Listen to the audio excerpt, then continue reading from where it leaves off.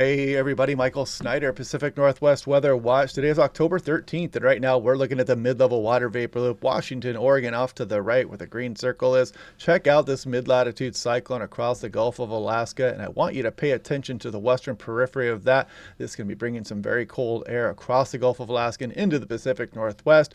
Frontal systems, we got some precipitation chances, even some snow for the higher mountains, some gusty winds as well. We'll dive into all those details as we go through the video this morning. Taking a look at visible satellite imagery, you can see the marine and stratus layer across the immediate coastal areas here. Some high and mid-level clouds streaming over the area. Cat and mouse game here tonight for Comet viewers. Some of these high clouds are going to be trying to approach, but they may be thin enough that you get a nice view of the comet tonight. More on that here as we go through the video. Looking at SeaTac yesterday, 66 degrees, 62 the average high for this time of year. No precipitation yesterday, but there is some expected as we go, and we need it because we're almost halfway through the month here. 0.78 inches of precipitation. We average close to 4 for the month of October for SeaTac. And take a look at this nice graphic here from the National Weather Service Spokane. You can clearly see the downward trend in temperatures as we go through Thursday and Friday. You're definitely going to feel that. Some showers, windy, and some mountain snows are possible. And if you want to become a weather spotter and do some observer training, check it out, weather.gov/Spokane. And yeah, we need all the weather observers we can get. Check out CoCoRahs. Go ahead and Google that, CoCoRahs. And you can get some more information on that. We can always use more weather spotters and weather observers across the region. And take a look at this Pendleton, Oregon. Nice graphic here shows the big cool down. Most places in the 70s here as we go through today and tomorrow. Then the big cool down comes. Look at Bend, Oregon by Thursday, 47 degrees here. John Day, 47. Pasco down to 59, some blustery conditions out there. So taste of fall is on its way, folks. And I did want to point this out. There's a beach hazard statements for sneaker waves possible for tomorrow. Let's take a look at that. Here we are currently, and I do want to show you here as we go on into tomorrow morning. You can see the wave action increase on the coastline here. Let's try to keep these incidents to a minimum. They catch people off guard and they kill people every single year. Do not turn your back on the ocean, especially if you get into the fall months here. I've had a couple nasty incidences here personally with some of the sneaker wave activity out there. I've seen it swamp cars and throw big logs around very unexpectedly. So heads up for that. And taking a look here at Cannon Beach, I selected this weather station there. It's kind of nice here because with these weather stations, it shows you what advisories or alerts you are under. You can click on that and kind of see the details of it. Very nice. And there is also an icon up here. You can click on that, and then you go see your personal information here, and it updates every few seconds. Lightning detection system. You can see the UV index as the sun starts to rise, solar radiation as well. Stores all the data for you in the cloud. Click on the link down below if you want to save 10% off on that. Now, taking a look here, you can see that deep low out over the Gulf of Alaska. This is that weak frontal system moving towards the region as we speak right now, bringing some precipitation as we go through the day tomorrow, weakening as it gets down through western Oregon here. But then we've got probably a stronger frontal system ushering in a colder air mass as we go through the day Wednesday.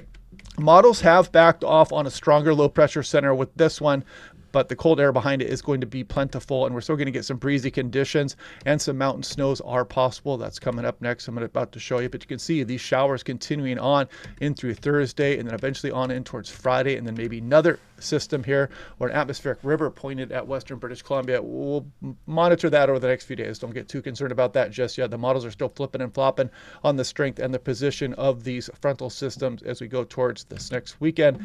Taking a look at 850 millibars, temperature anomaly. Put this into motion and look at this cold air rushing across the Gulf of Alaska, just burrowing into the Pacific Northwest here as we go through Wednesday on in towards Thursday. So you can really see the pattern change arriving. Now, taking a look at total snow 10-to-1 ratio. This is last night's European model run. So as we go through the day Wednesday, watch this start to pop up across BC, North Cascades, Cascades of Washington, even down to the Cascades of Oregon, expecting some snowfall here. Nice westerly flow. Going to bring some precipitation amounts in the form of snow. Look at that, Snoqualmie. Up towards 3 inches. Stevens Pass up towards a half a foot here. So yeah, some early season snow fun for the higher terrain. Watch out, travelers back and forth. Highway 2, I-90. You guys know the drill. Even across some of the Oregon Cascades, pattern change is incoming here. That is starting on the day Wednesday. Now taking a look at the northern hemisphere. Look at this Greenland right there. There's Alaska. You got Russia over here. You got Africa over here. There's the Hawaiian Islands. There's California. And this is that area of cold air that's spawning that mid-latitude cyclone across the Gulf of Alaska. Weak frontal system passes, but actually let me back that all the way up here and watch on the western periphery of that. Watch that cold air spill across the Gulf of Alaska, and that's what's going to usher in this very cold air mass into the Pacific Northwest here. And you can see these polar lobes moving around the northern hemisphere as we go, and then cold air continues to spill out. Look at that next polar lobe spilling out over the Gulf of Alaska and trying to bring somewhat of a system here towards the west coast of North America yet again. So yeah, I get mesmerized watching this here, watching that cold air just kind of move across the northern hemisphere here. And this cold air gets, the cold air really builds up as we go through the fall and the winter seasons, and it starts to sag a bit further south, bringing those mid-latitude cyclones down to the lower latitudes. And it starts to include Washington, Oregon, and California as we go through the fall and the winter months. That's why our rainy season really gets going here in November. And the GFS, I was showing you the European here. This is the GFS 12Z. This one is hot off the presses. And again, Gulf of Alaska low there, cold air rounding that area here and then rushing into the Pacific Northwest as we go through the day. Wednesday, you can see that polar lobe here up across Alaska and northern Canada, and the GFS also throwing some cooler air back out across the Pacific Ocean as well. If we go off into the extended, a little bit of a cutoff low there, kind of bubbling out across the Pacific Ocean here. So it's always fun to watch the temperatures aloft. It would be at 10,000 feet. Now taking a look at 2-meter temperature anomaly. European ensemble. So this is not any kind of cherry-picked activity here. This is the average of all 50 ensemble members. You can see the warmer than normal conditions kind of in place here until we get to really Wednesday, and then you can really see that cooler air mass rush in here as we go through Wednesday and Thursday coming up. Now taking a look at daily 2-meter max temperature. Look at this for Seattle. Nice day out there today. Look at some of the Willamette Valley up towards 80 degrees. Nice and warm east. You can see the valleys of BC still warm up quite nicely. Southwest BC also. And we scroll through tomorrow, still not bad out there. Then we go through Tuesday, a little cool down starts. And then we go Wednesday, and that frontal system's going to come rushing in here. Look, by the time we get towards Thursday, some of the higher terrain definitely feeling it. These are max temperatures here across the backcountry here, the Cascades, British Columbia, Rocky Mountains. Big pattern changes incoming here. Folks, be prepared if you are off across the backcountry. And then we go through Friday, Saturday, a little bit of a bounce back here, but then more additional systems are possible as we go towards the end of October. Here's the daily minimum 2-meter temperatures here. Let's scroll off towards Wednesday and then look at Thursday morning. Some of these very cold overnight lows. Friday, you can see this cold air mass just set up here across much of the Intermountain West. Saturday, Sunday, Monday, and we start the gradual warm up. But we do have additional systems out there. And some of the models were showing some Arctic air trying to sag south. I don't want to get into that too much because it's still off into the fantasy forecast here. I'm not going to show that here today, but we will revisit it here again tomorrow to kind of see if there's anything to that. And, so we're going to hold back on that just yet. But taking a look here at 925 millibars, there goes the frontal system tomorrow, some blustery conditions associated with that. And then we've got the colder air arrival, a nice westerly surge probably coming down the Strait of Juan de Fuca. Places like Whidbey Island, east slopes of the Cascades are going to get breezy here as we go through Wednesday into Thursday also. Now, taking a look at Seattle, Tacoma, you can see how they put the winds down a little bit here. You can see the control at 33 miles per hour. So it could get a little blustery out there, but nothing too crazy. We're not looking at any kind of big windstorm by any means. And Portland, you're just talking about some gusts into the 20s here, just blustery conditions as that air mass arrives. Astoria, something similar there. And here we are looking at Hoquiam on the Washington coast. You could get some gusts into the 30 mile per hour range. Not a big deal. Quileute, something similar there. Whidbey Island, though, you're getting a little bit more of the westerly surge. You can see some of these stronger winds up into the 40s. And a few ensembles have something up over 50 miles per hour. The control run right now is saying mid 30s. But you're going to notice those blustery conditions there.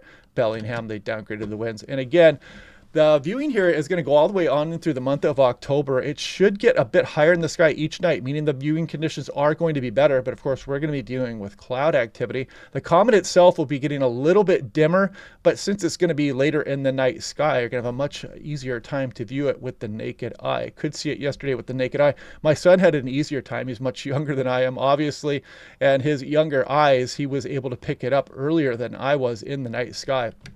And here's what we caught here yesterday. So yeah, you can see that would be Vashon Island out here. But yeah, you can see the nice tail on the comet as well. So very fun stuff. Now, looking at this, is the Canadian high resolution model. You can see some of that marine layer here this morning. And this does a good job picking up on just the high clouds, but they are fairly wispy moving across the area. This will be about 7 o'clock tonight. And that's when you should start to be able to see the comet on the horizon here. And it will be higher in the sky than it was yesterday. So a little bit darker skies, a little bit better viewing if we can get the clouds to agree with us here. It doesn't take much to kind of obscure the view, but it doesn't show much out there right now. So cross your fingers for that. But as we move on into the next few days, as you can see, we are going to be having some clouds. You might have to go off to eastern Washington or Oregon if you're across the Willamette or Puget Sound. But if you are out across Spokane or, the Tri-Cities, the viewing's going to probably be good again tomorrow, it looks like, as far as the comet is concerned. And as long as you're not picking up any of the mountains or the clouds caused by the mountains across the Cascade, let's say. And if we take a look at the European, we'll go out a little bit further here. And as we go through the day today, you can see the European kind of showing those high clouds, but I think they might be overestimating the thickness of that. But then we go about 7 o'clock here, and you can kind of see this cat and mouse game for Western Washington, Western Oregon on comet viewing. But then what I want to show you here as we go on in towards Monday, probably not going to see that across Seattle or Portland, maybe the southern Willamette Valley here, but those clouds are not far off, so that it's going to be overtaking the region here. And then we get that frontal system that's going to be rolling through on Wednesday. We're going to have clouds around. You can see the viewing may not be that great, but what I'm hoping for maybe is on Wednesday, we'll get some clearing here through Wednesday afternoon and evening, just enough to be able to peek at that comet, as it will be higher in the night sky. So cross your fingers for that. Here's the 6 to 10 day precipitation outlook through October 22nd. Got that above average signal, some below average out here, kind of a mixed bag with some above up into Oregon as well. 8 to 14 days, something similar there also. But yeah, anyway, I'll probably be out trying to get that comet tonight. Hope you guys are liking the videos. Leave some comments below. Click like and subscribe. We'll do this all again tomorrow, and I will talk to you guys then.